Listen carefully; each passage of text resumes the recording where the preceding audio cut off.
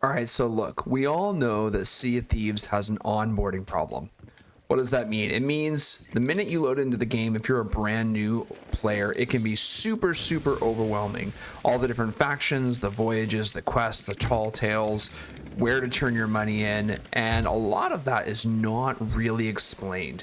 So what we're going to do today, or what I'm going to do, is I'm going to walk you through the easiest quests that you can go on at the very beginning. You first load into your ship. Look, you don't even have your own ship yet, and you will immediately feel productive and get joy out of the game, because this can be a really fun game if you can get past the onboarding.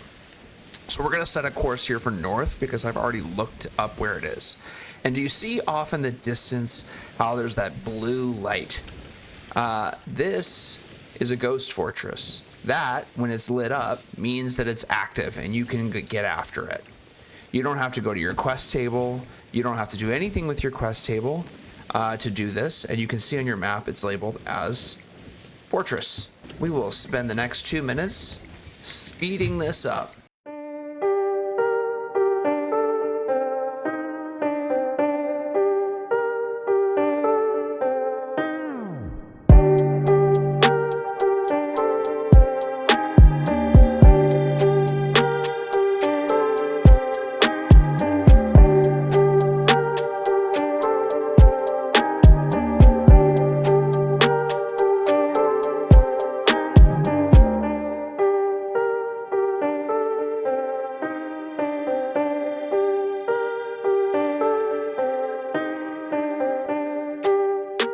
Okay, so then for this, I like to use throwing knives. Throwing knives are not great for everything, but they are good for some things, and this is one of them.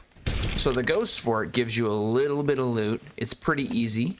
All you do is you fight through waves and waves of ghosts. So let's get into the battle.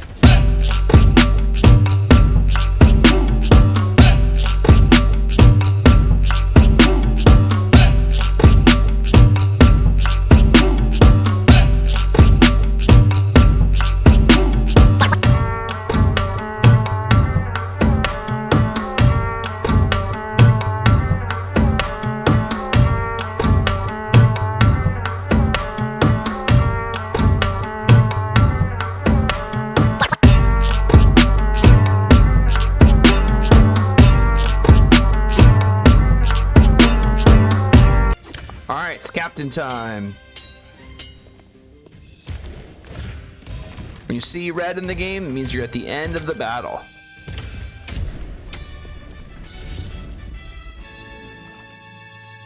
You pick up the fortress key, you defeated the boss, you come down underneath, unlock the gate at the very bottom, and look what you have. Congratulations. You have your first stack of loot. This will give you gold and loot from each of the factions, each of the main 3 factions, and you can take it back to this little gate. Some people use the pulley system. I actually find the gate to be a lot quicker.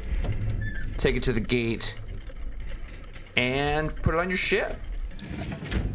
Now there's one more thing that you can do. You're not done if you're first starting out.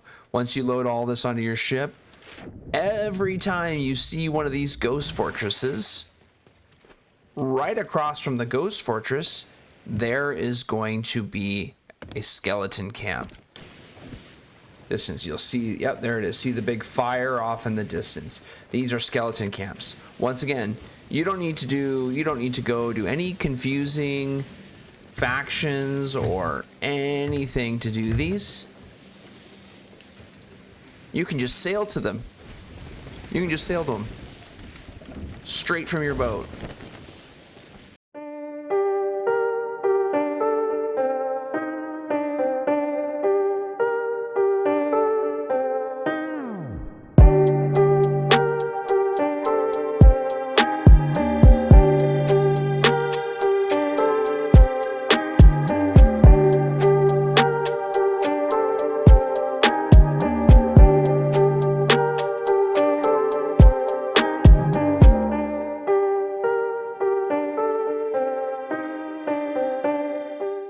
These skeleton camps are really fun. They're really easy to do, and they'll give you something that can allow you to feel accomplished right from the beginning without even having to worry about emissary or factions or reapers or anything that's too complicated. You just light the torches with your lantern.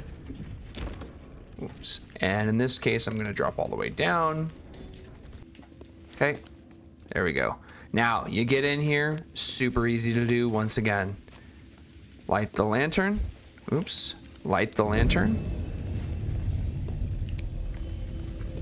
Wait for the 3 symbols to light up. We got owl, fox, and I don't know, I think that one's cat. So there's fox. You just trace the shape of the constellation. You only have to do the main 3.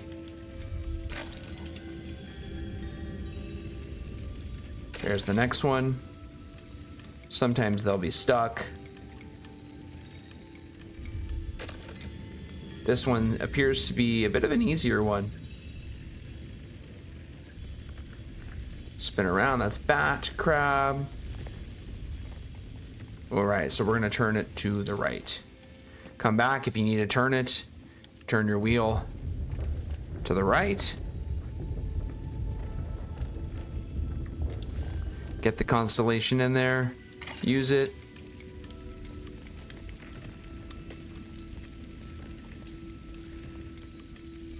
And then it's battle time.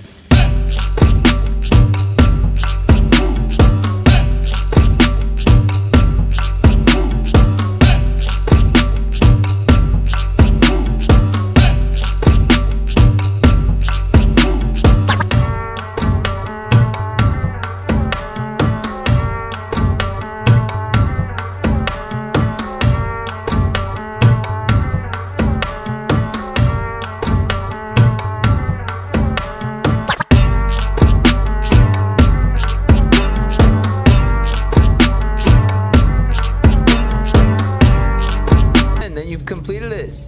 You get some gold, and more importantly, you get the orb, which sells for about 20,000 if you have no emissary. In all, these 2 quests combined take about 30 minutes. You bring it back to your ship, and away you go. Then you don't need to feel so overwhelmed. Don't worry about the high seas. Get after it and get that loot. Take care.